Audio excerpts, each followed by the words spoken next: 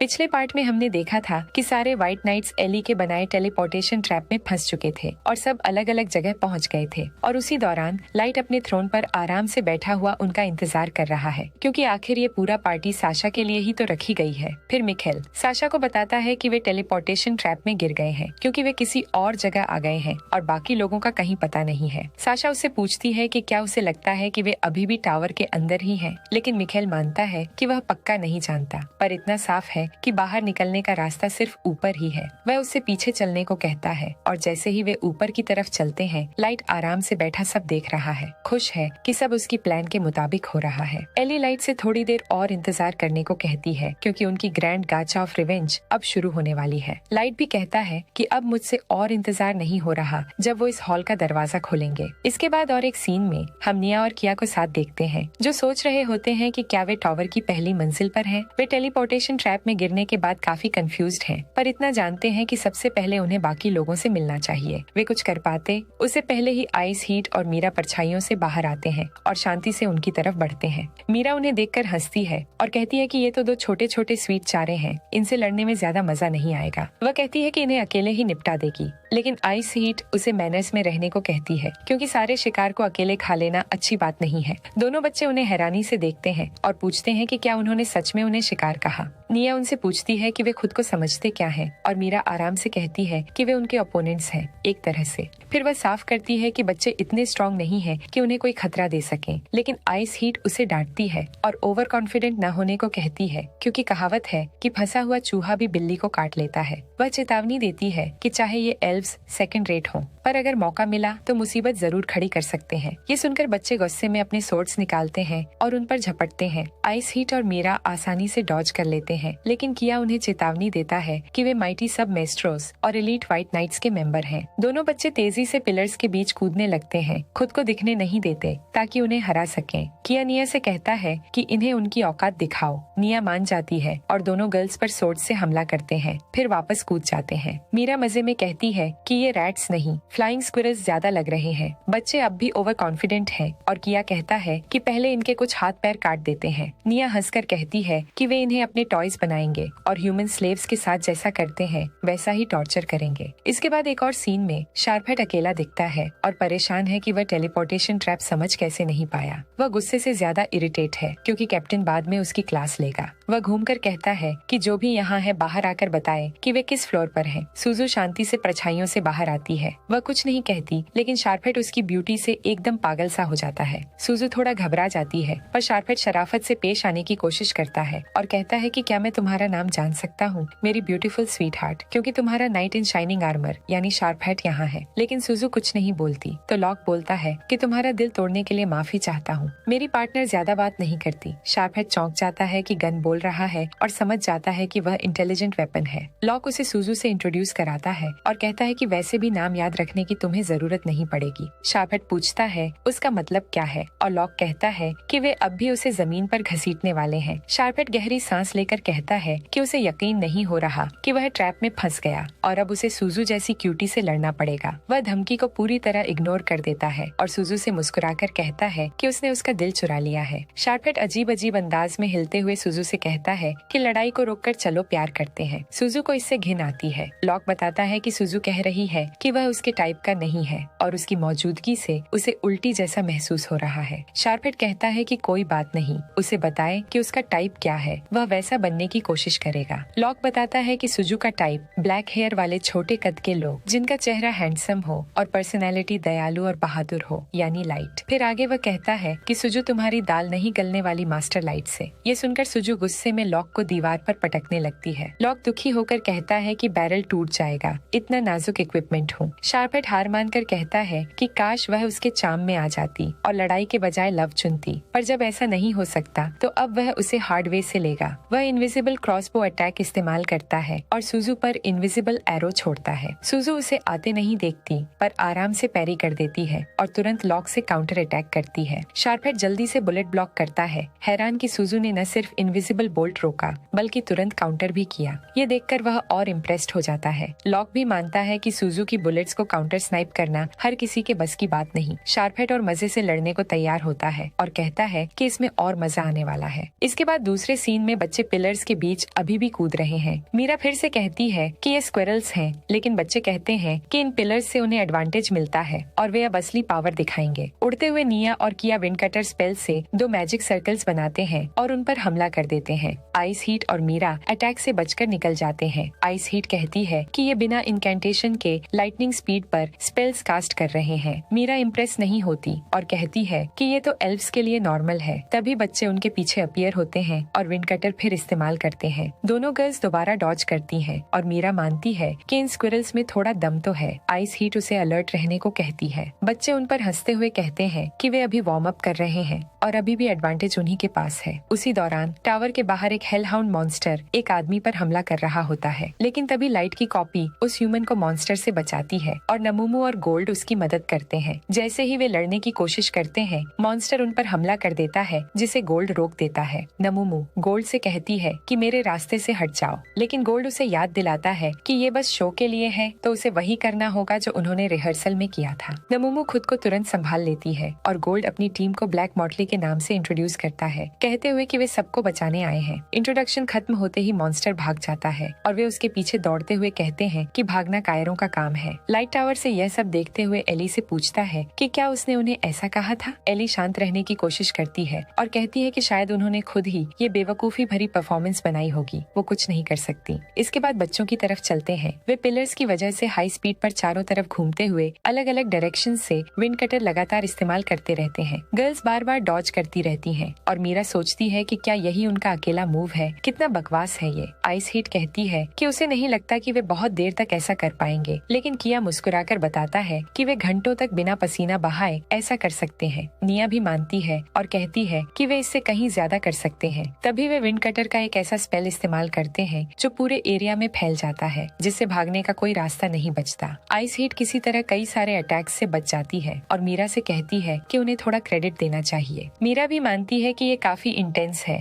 उसी वक्त किया उसे एक नाइफ से मारता है और अपनी तलवार से उसका हाथ काट देता है। वह हंसते हुए निया से कहता है कि उसका राइट आर्म सबसे पहले गया और निया कहती है कि अब मेड गर्ल्स की टांगे काटेंगे। कुछ ही सेकंड बाद मीरा आराम से अपना हाथ उठाती है और खड़ी हो जाती है, आइस हीट से पूछते हुए कि वो क्या सोच रही है। आइस हीट कहती है कि अब उनका पावर लेवल साफ समझ आ गया है और ये उसकी उम्मीद से भी नीचे है। फिर आगे कहती है कि वे तो दुनिया के सबसे कमजोर डरपोक लोग हैं। बच्चे फिर से गुस्से में आ जाते हैं। किया पूछता है क्या वो मजाक कर रही है और निया उन्हें याद दिलाती है कि वे उन्हें छू तक नहीं सकते। मीरा उन्हें रोककर कहती है कि अपनी तलवारें ध्यान से देखें, उन पर एक बूंद भी खून नहीं है। वह बताती है कि नाइफ ने उसे मारा ही नहीं और न ही उसका हाथ कटा, वह बस ऐसा दिखाती रही। फिर मीरा सबके सामने अपना दायां हाथ निगल जाती है और वह 1 सेकंड में फिर से उगाता है। बच्चे डर से कांप जाते हैं, लेकिन मीरा हंसकर कहती है कि उन्होंने तो सबसे अच्छी चीज अभी तक देखी ही नहीं। वह अपने सिर को पकड़कर एक झटके में शरीर से अलग कर देती है। बच्चे डर के मारे जड़ हो जाते हैं, जबकि मीरा अपना सिर हवा में उछालकर उससे खेलती रहती है। वह बताती है कि उसका शरीर कई क्रीचर्स का मिक्सचर है, मतलब कि एक तरह से एक चिमेरा, इसलिए वह चाहे तो अपना सिर भी जगलिंग कर सकती है। निया और किया पूरी तरह डर से स्टंट रह जाते हैं। मीरा खुद का इंट्रोडक्शन देती है, मैं Mira the chimera, ultra rare card, level 7777। Ice heat भी अपना इंट्रोडक्शन देती है, मैं ice heat the frozen firestorm grappler, level 7777। बच्चे उन पर यकीन नहीं करते, कहते हैं कि ये पूरा नंबर ही बकवास है और वो बस भाग ही रही थी। आइस हीट शिकायत करती है कि मीरा ने इसे बहुत स्ट्रेसफुल बना दिया और उसे डर था कि उसकी खराब एक्टिंग सब बर्बाद कर देगी। मीरा हंसती है, तभी बच्चे एक बार फिर विंड कटर से हमला कर देते हैं। इस बार गर्ल्स हिलती भी नहीं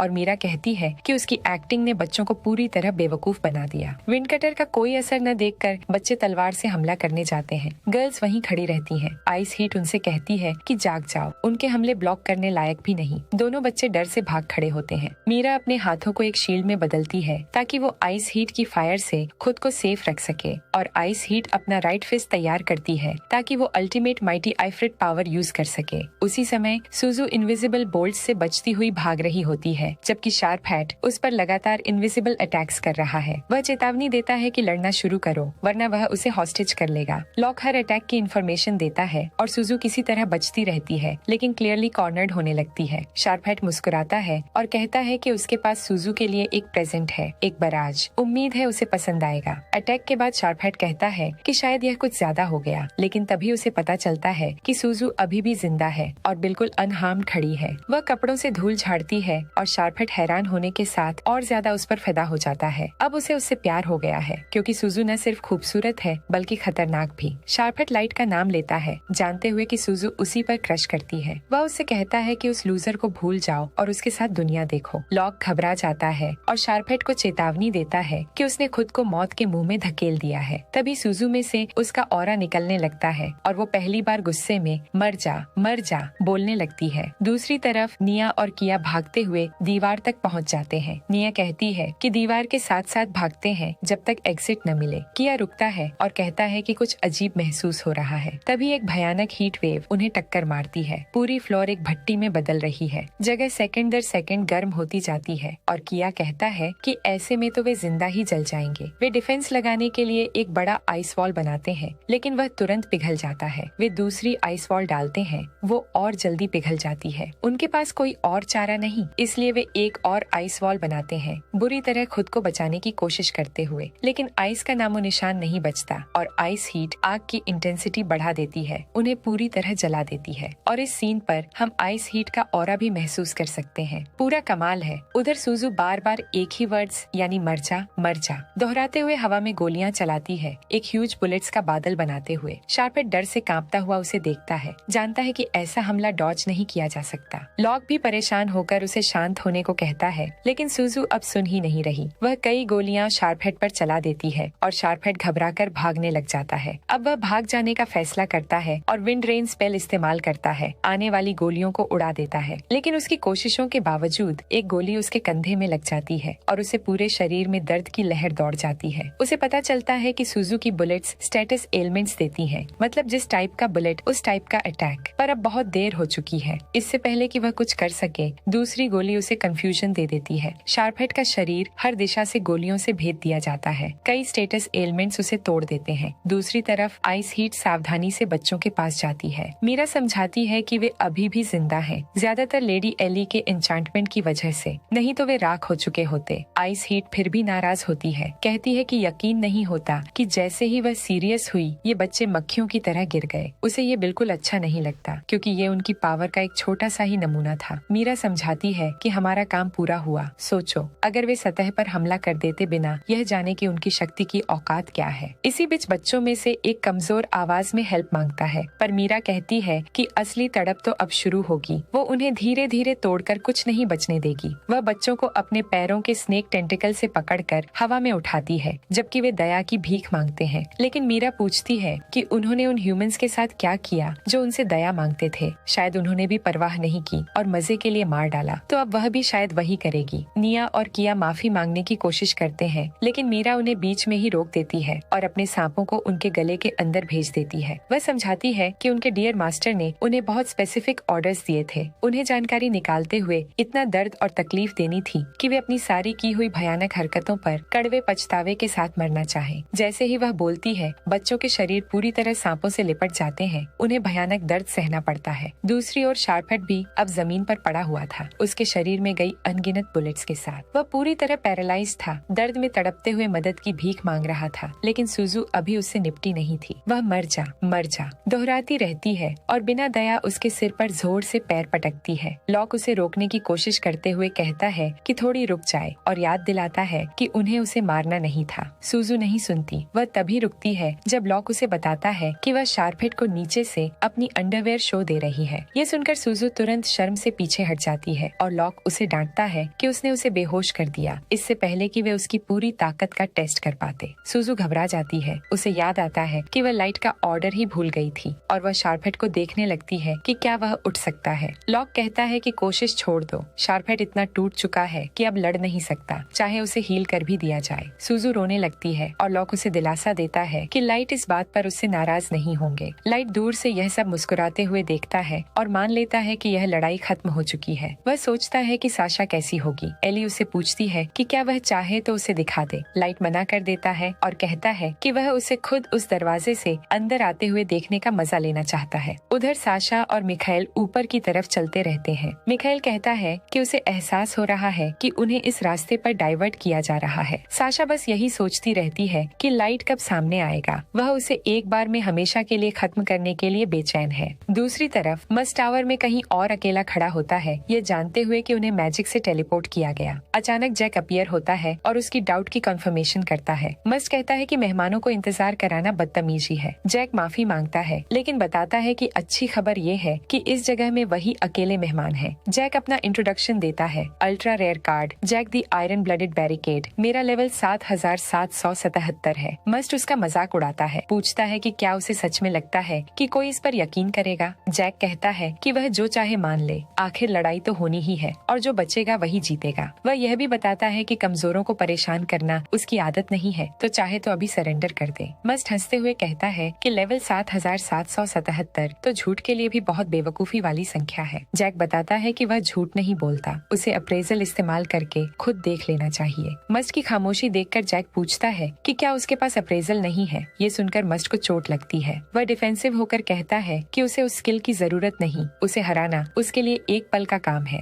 जैक लड़ाई के लिए तैयार होकर कहता है कि मैं बातों की जगह हाथ चलाने के लिए तैयार हूँ। मस्ट तुरंत उस पर हमला करता है, लेकिन जैक आसानी से उसका हथियार एक तरफ हटा देता है और कहता है कि वह बहुत स्लो है। जैक ने उसे तुरंत गुस्से में ला दिया और मस्ट बार बार पूरी ताकत से हमला करता रहता है, ये सोचकर कि captain of the White Knights को भी परेशान कर देने वाली उसकी ताकत जैक पर असर क्यों नहीं कर रही। मस्ट एक और ज्यादा शक्तिशाली हमला करता है, लेकिन जैक सिर्फ अपनी उंगलियों की हल्की सी फूंक से उसे उड़ाकर दूर गिरा देता है। मस्ट उठकर कहता है कि लेवल 7777 होना बिल्कुल नामुमकिन है, सोचना भी बेतुका है। वह कहता है कि उसे व्हाइट नाइट्स और एल्विन क्विंडम के लिए जरूरी काम है और वह यहाँ यूं ही नहीं मर सकता। जैक उसे याद दिलाता है कि उसने सुना है कि मस्ट कैसे ह्यूमंस की मदद करता है, उन्हें कीड़े समझकर खत्म कर देता है, यह कहकर कि इससे उन्हें जीवन की तकलीफ से छुटकारा मिलेगा। मस्ट कहता है कि ह्यूमंस कमजोर और बदसूरत होते हैं, उन्हें जीने का कोई हक नहीं, एक फास्ट और पेनलेस मौत ही उनके लिए सबसे बड़ी दया है। जैक उसकी बातों को समझ भी नहीं पाता, लेकिन मस्ट सबको हीन समझ चुका था। वह चुप होकर अपना हथियार स्टाउट आर्म हेल्बर्ट उठाता है, उसे अपनी लाइफ फोर्स का हिस्सा लेकर शक्ति देने की प्रेयर करता है। जैक कहता है कि वाह क्या ताकत है और कहता है कि वार करने में कोई कंजूसी मत करना, मैं सब कुछ झेल सकता हूँ। लेकिन सारी कोशिशों और अपनी लाइफ स्पैन तक कम करने के बाद भी मस्ट जम जाता है, क्योंकि जैक ने उसे एक हाथ से रोक लिया था। जैक उसे याद दिलाता है कि उसे आयरन ब्लडेड बैरिकेड क्यों कहते हैं। कुछ ही पलों में उसका पूरा शरीर अनब्रेकेबल आर्मर से ढक जाता है। वह आगे कहता है, एक बार यह टेक्निक निकाल ली तो वह डायमंड से भी ज्यादा स्ट्रॉन्ग हो जाता है। मस्ट चिल्लाता है और गुस्सा हो जाता है, बिना सोचे समझे उस पर हमला करता है, लेकिन जैक उसका हथियार को एक ही हाथ से पकड़कर तोड़ देता है